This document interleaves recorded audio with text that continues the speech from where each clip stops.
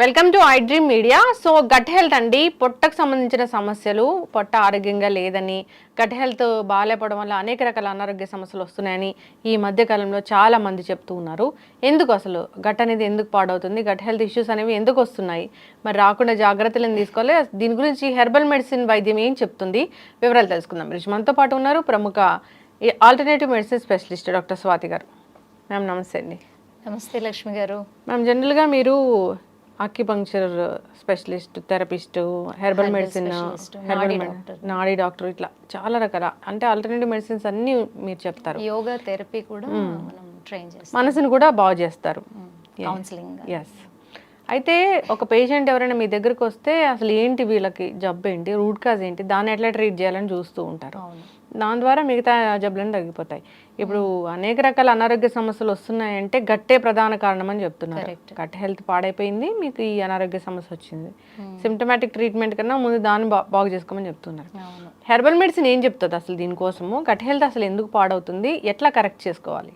Okay, ఇప్పుడు పెద్దవాళ్ళు మనకి ఎప్పుడు చెప్తూ ఉంటారు, లైఫ్ని హ్యాపీగా మనం లీడ్ చేయాలి అంటే అంటే ఒక పీస్ఫుల్ లైఫ్, మంచి సోషల్ లైఫ్ ఉండాలి, అలాగే మనం బయట వ్యక్తులు కానీ ఇంట్లో వ్యక్తులతో కానీ ఒక మంచి రిలేషన్ ఉండాలి అంటే భగవద్గీత మీకు చాలా హెల్ప్ చేస్తుంది అంటారు.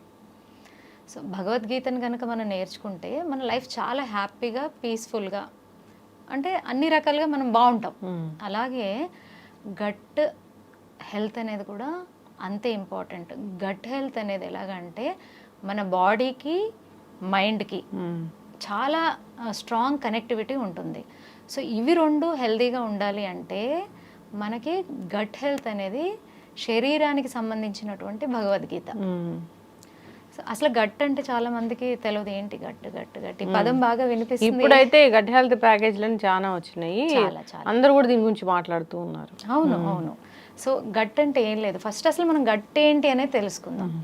మన శరీరంలో ఈ డైజెస్టివ్ ఏదైతే ఆర్గన్స్ ఉన్నాయి, దీంట్లో కనెక్టింగ్ ఆర్గన్స్ ఉన్నాయి కదా డైజెస్టివ్ సిస్టమ్కి.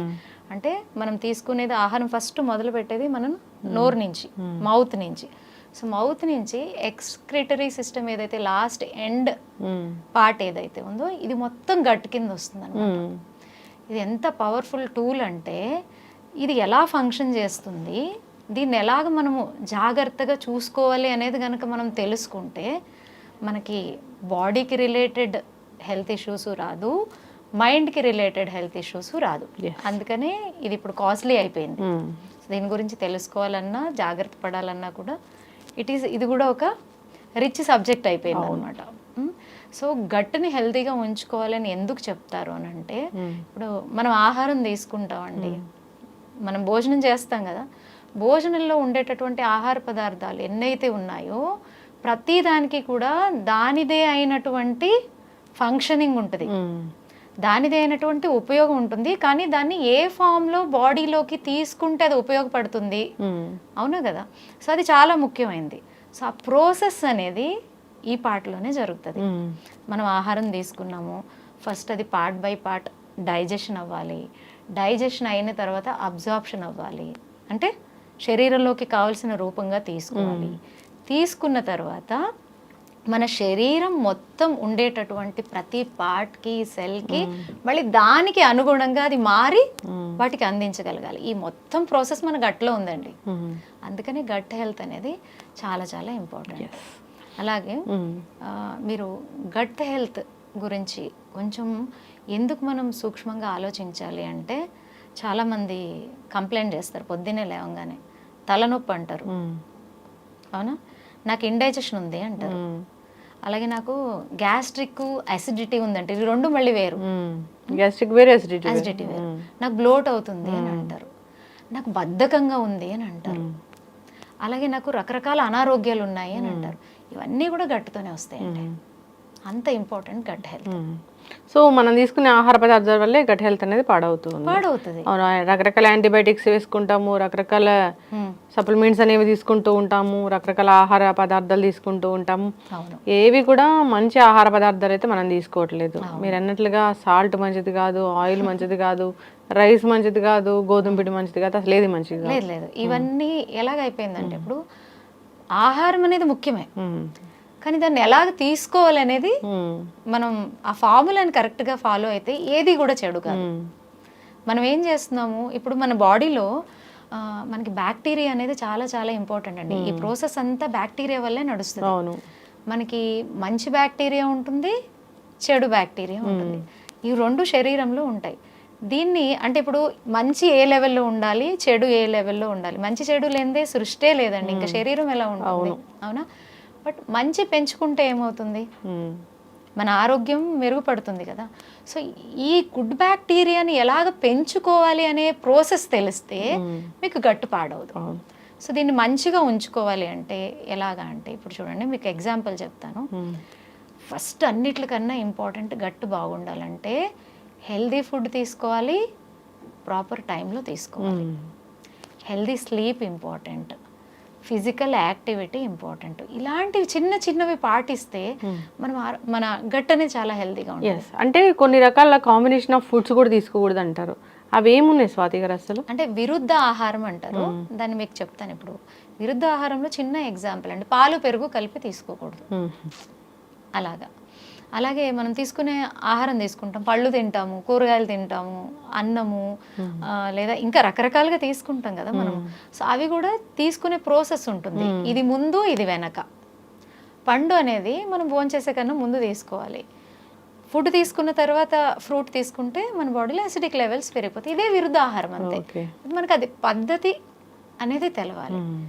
గట్టి ఎందుకు పాడవుతుంది అనేది తెలిస్తే మనం గట్టుని ఎలా జాగ్రత్తగా ఉంచుకోవాలో అనేది తెలుస్తుంది. గట్టు బాగుండాలంటే ఏం చేయాలంటే ఫస్ట్ ఆఫ్ ఆల్ మనము తీసుకునే ఆహారాన్ని ఆరోగ్యంగా తీసుకోవాలి. ఎగ్జాంపుల్ మీకు మన ఆహారంలో చాలా వస్తాయి కదండి. ఇప్పుడు పిండి పదార్థాలు వస్తాయి, అలాగే పళ్ళు, కూరగాయలు, ఆకుకూరలు, అవునా? గట్టు బాగుండాలంటే సింపుల్ ఫార్ములా అండి. మనం ఎక్కువ ఫీజుల్ని ఖర్చు పెట్టి ఎక్కువ డైటిషియన్ ఫార్ములాస్ ఫాలో అవ్వాల్సిన అవసరం లేదు. Even though I mean nutritionist, first simple ఫార్ములాస్తో మనం సరి చేసుకోవాలి. చెప్పేస్తాను మీకు. 50% ఫ్రూట్స్ ఉండాలండి, 30% వెజిటేబుల్స్, లీఫీ వెజిటేబుల్స్ ఉండాలి. ఇంకా మిగిలిన 20%లో కార్బ్స్ కానీ ఇలాంటివి, ఫ్యాట్స్ కానీ ఇలాంటివన్నీ మనం ఇంత జస్ట్ ఈ సింపుల్ ఫార్ములాని మనం ఫాలో అవుతే మీకు గట్టు పాడవదు. ఓకే, ఇప్పుడు మీకు చెప్తాను, గుడ్ బ్యాడ్ బ్యాక్టీరియాని కూడా మనం ఎలా చూడగలగాలంటే, నేను ఒక పర్సన్ ఉన్నాను, బయట నలుగురితో మసులుతున్నానండి, బ్యాడ్ కమెంట్స్ చేస్తాను, బ్యాడ్గా బిహేవియర్ చేస్తాను, ప్రతి దాన్ని నెగిటివ్గా తీసుకుంటాను, దేనికి నేను కమ్యూనికేట్ చేయను, ఎక్కడ కలవను. ఇప్పుడు చాలా మంది అట్లే ఉన్నారు. అప్పుడు మనం అలాగున్నాం అనుకోండి, నేను అప్పుడు సోషలైజ్ అవ్వగలుగుతానా? సొసైటీ నుంచి వచ్చేటటువంటి హెల్ప్ని నేను తీసుకోగలుగుతాను? తీసుకోలేను కదా. అప్పుడు నేను అలాంటివి ఏమీ అచీవ్ చేయలేను. హ్యాపీగా ఫస్ట్ ఆఫ్ ఆల్ మనమే హ్యాపీగా ఉండలేము ఇలాంటి నేచర్స్ ఫాలో చేసేవాడు. అదే నేను మంచిగా మాట్లాడతాను, మంచిగా కమ్యూనికేట్ చేస్తాను, ఆ మంచినే నేను అందరిలో చూడడానికి ప్రయత్నిస్తాను అన్నప్పుడు మనకేమవుతుంది, ఆపర్చునిటీస్ పెరుగుతాయి. మీ దగ్గరికి ఇంకా దూరం నుంచి వచ్చి మీతో మాట్లాడడానికి కూడా ప్రయత్నిస్తారు, అవును కదా. అలాగే శరీరం కూడా అంతే.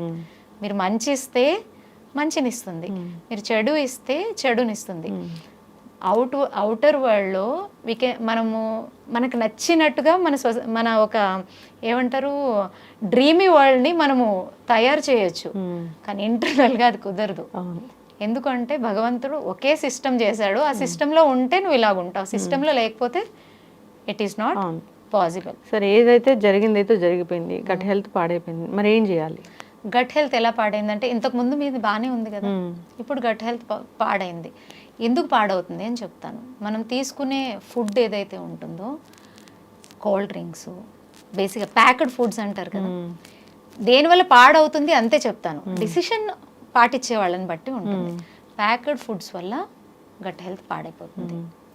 మీరు తీసుకునే నెగటివ్ ఎమోషన్స్ వల్ల గట్ హెల్త్ పాడైపోతుంది. ఇంకా ఏంటంటే నాన్ వెజ్ ఉంది చూడండి, నాన్ వెజ్ అనేది నోటికి బాగా రుచిగా అనిపించవచ్చు, బట్ గట్ హెల్త్ ప్రాబ్లం ఉన్న వాళ్ళకి ఇది విషం లాంటిది. ఓకే, గట్ హెల్త్ నేను మీకు చెప్తాను. ఒకప్పుడు ఒక ఏజ్ వచ్చిన తర్వాత మనకి ఎవరైనా చెప్పేవాళ్ళు, మీకు బీపీ వచ్చింది, షుగర్ వచ్చింది, థైరాయిడ్ ఏజ్ని బట్టి అని. బార్న్ కిడ్స్ నుంచి ఇప్పుడు 3 years 4 years 8 years పిల్లలకి షుగర్ వస్తుంది, బీపీ వస్తుంది, థైరాయిడ్ వస్తుంది, ఒబేజ్ వస్తుంది. ఎందుకు చెప్పండి? ఇప్పుడు పుట్టిన పిల్లలందరికీ కూడా మనం ప్యాకెడ్ ఫుడ్స్ ఇస్తున్నామా లేదా? మనం ప్రశ్న వేసుకుంటే పిల్లలు బర్గర్ ఇష్టం అంటే బర్గర్, ఫ్రైడ్ రైస్లు ఇష్టం, బయట ఏదైతే టేస్టర్స్కి కెమికల్స్కి ఇవన్నీ ఇలాంటి ఫుడ్స్ని పిల్లలకి ఇష్టం. ప్యాకింగ్ ఫుడ్స్ ఉంటాయండి. మీరు చిప్స్ తీసుకోండి, బిస్కెట్స్ తీసుకోండి, కోల్డ్ డ్రింక్స్ తీసుకోండి. కోల్డ్ డ్రింక్స్లో మీకు ఏముంటుందండి? ఎక్సెస్ షుగర్స్ ఉంటాయి, యాసిడ్స్ ఉంటాయి. దాంట్లో మీకు న్యూట్రిషన్ అనేది ఉండదు, టేస్ట్ ఎక్కువ ఉంటుంది. ఆల్రెడీ పొట్టలో యాసిడిక్ లెవెల్స్ని అంటే ఆ పిత్తాన్ని మనం ఎక్కువగా పెంచేసి ఇంకా ఇవన్నీ ఇస్తూ ఉన్నాం అనుకోండి, ఫస్ట్ పొట్టే పాడవుతుంది. అవునా? మీరు ప్యాకెడ్ ఫుడ్స్లో మీరు చిప్స్ తీసుకోండి, మ్యాగీ తీసుకోండి, ఇలాంటివన్నీ కూడా మీకు టేస్టర్స్ వేస్తారు. ఎక్కువ రోజులు ఉండడానికి దానికి ప్రిజర్వేటివ్స్ వాడతారు. ఇవన్నీ కెమికల్సే. దీనిలో మీకు ఏ న్యూట్రిషన్ లేదు. అవునా? సో ఇవన్నీ ఏం చేస్తాయి? శరీరంలో ఉండేటటువంటి మంచి ఆరోగ్యాన్ని ఆటోమేటిక్గా ఇవి డిస్టర్బ్ చేసేస్తాయి. అవును. సో ఇది కూడా గట్టుని పాడు చేసేస్తుంది. సో ఇప్పుడు గట్టు బాగా చేసుకోవాలంటే ఏం చేయాలి? ఇవన్నీ మానేయాలి. అవునా?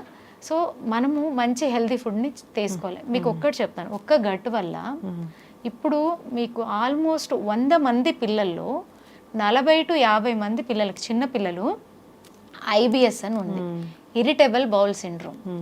ఓకే, అలాగే మీకు అల్సరైటిక్ కొలైటిస్ అని అల్సర్స్ ఫామ్ అయిపోతున్నాయి చిన్న ఏజ్లోనే. ఓకే, గర్గని ఇది కూడా చాలా ఎలాగంటే పాపం వాళ్ళు హ్యాపీగా ఉండలేరు, ఒక నిమిషం కూడా ప్రశాంతంగా పడుకోలేరు, కూర్చోలేరు, డిస్టర్బ్ అయిపోతుంది మైండ్. ఇది చూడండి, ఒకవైపు బాడీ చెడిపోతుంది, సెకండ్ ఇది మీకు మెంటలీ డిస్టర్బ్ చేసేస్తుంది. అంటే ఎమోషన్స్, ఎందుకు వాళ్ళు కోపపడుతున్నారు, ఎందుకు చికాకు పడుతున్నారు, ఎందుకు గొడవలు పెడుతున్నారు. చాలామంది పేరెంట్స్ కంప్లైంట్ చేస్తుంటారు, నేను ఎంత పాజిటివ్గా చెప్పినా మా పిల్లలు అన్ని నెగటివ్గానే మాట్లాడతారండి, నేను ఇంతే, నేను ఇలాగే, ఎవరికి చెప్పుకుంటావో చెప్పుకో. ఇంట్లో ఎన్విరాన్మెంట్ డిస్టర్బ్ చేస్తారు. కొంతమంది పేరెంట్స్ ఈ ఏదైతే మన గట్ డిస్టర్బెన్స్ వల్ల చెప్తారు, పిల్లలు వాళ్ళు ఇంట్లో ఉన్న సామానాలను ఎరగొట్టేస్తారు. నాకు ఏది కావాలంటే అది ఇవ్వాలి, ఇచ్చే వరకు ఊరుకోరు. ఇది మనం ఏమనుకుంటుంటే అవుటర్ లుక్కే చూస్తున్నాం, ఇది ఎందుకు వస్తుంది అని తెలియదు. ఇదంతా గట్లో ఉంటుందండి ప్రాబ్లం, అక్కడ స్టార్ట్ అవుతుంది. మనకి అనుకుంటాం ఇది ఫిజికల్గా మనల్ని డిస్టర్బ్ చేయడమే కదండి, మెంటలీ మనల్ని ఎలా తయారు చేసేస్తుంది అంటే ఎమోషనల్ లెవెల్లో ఒక మానసిక రోగం వచ్చేస్తుంది. మీకు చెప్తాను, మనకి శరీరానికి ఒక బ్రెయిన్ ఉంది, మనం ఆలోచిస్తానికి ఏదైనా పని చేసేటప్పుడు, ఏదైనా వర్క్ ఉన్నప్పుడు ఒక ఆలోచన శక్తికి ఇది మనకి సహాయం చేస్తుంది కదా. అలాగే మనకి సెకండ్ బ్రెయిన్ కూడా ఉంది. ఈ సెకండ్ బ్రెయిన్ ఏంటంటే మన గట్. ఇప్పుడు మీరే ఉన్నారు, సపోజ్ నేను ఎవరో ఒకళ్ళు ఎగ్జాంపుల్, ఒక ఫియర్, సడన్గా ఒక భయం ఏర్పడిందండి.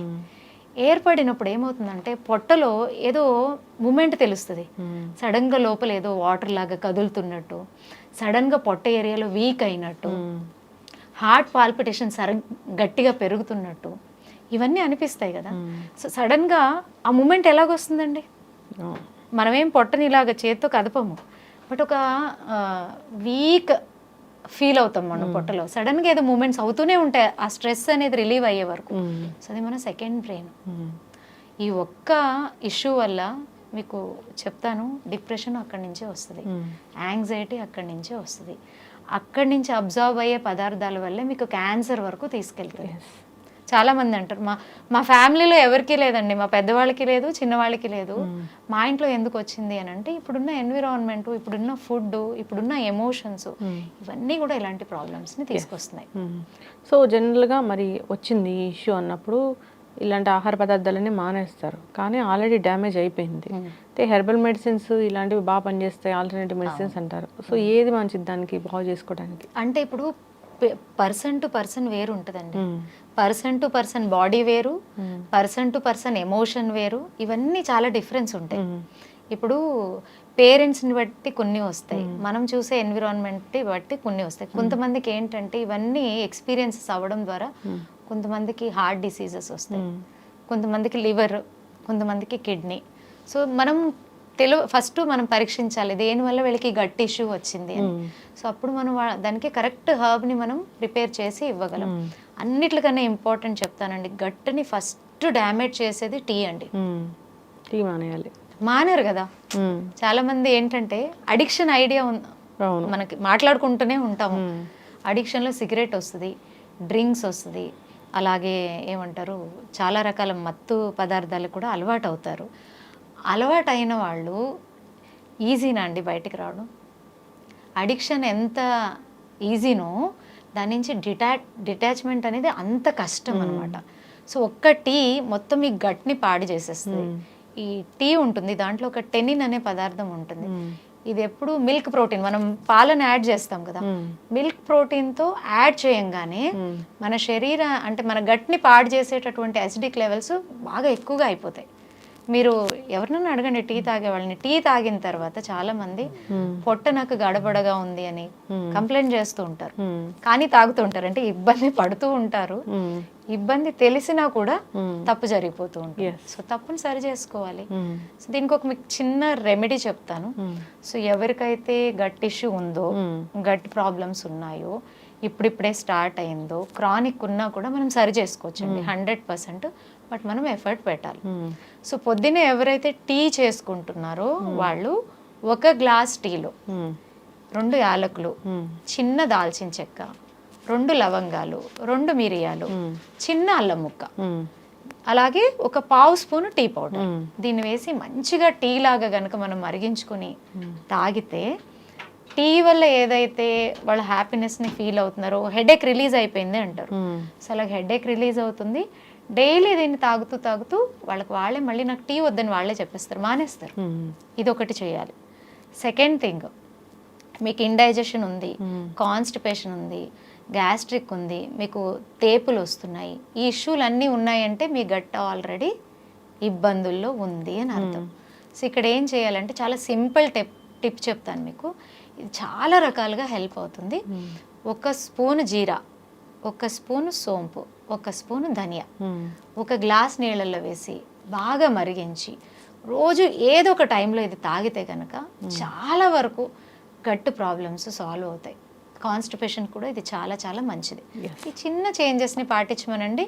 నేను చెప్పినట్టుగా హెల్దీ ఫుడ్ని తీసుకోమనండి, అన్ని రకాలుగా మనం బయటపడతాం. ఖచ్చితంగా అండి, చాలా చక్కగా చెప్పారు, చాలా వివరంగా కూడా చెప్పారు. ఎందుకు పాడవుతుంది అంటే అది లేదు ఇది లేదు, అన్నిటి వల్ల పాడవుతూనే ఉంది గట్ హెల్త్ అనేది.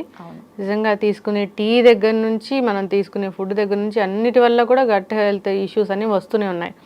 రకరకాల ట్యాబ్లెట్స్ డాక్టర్ చెప్పకుండానే మనం ఓవర్ ద కౌంటర్ మెడిసిన్ వాడుతూ ఉంటాం, దానివల్ల కూడా గట్ హెల్త్ ఇష్యూస్ అనేవి వస్తూ ఉన్నాయి.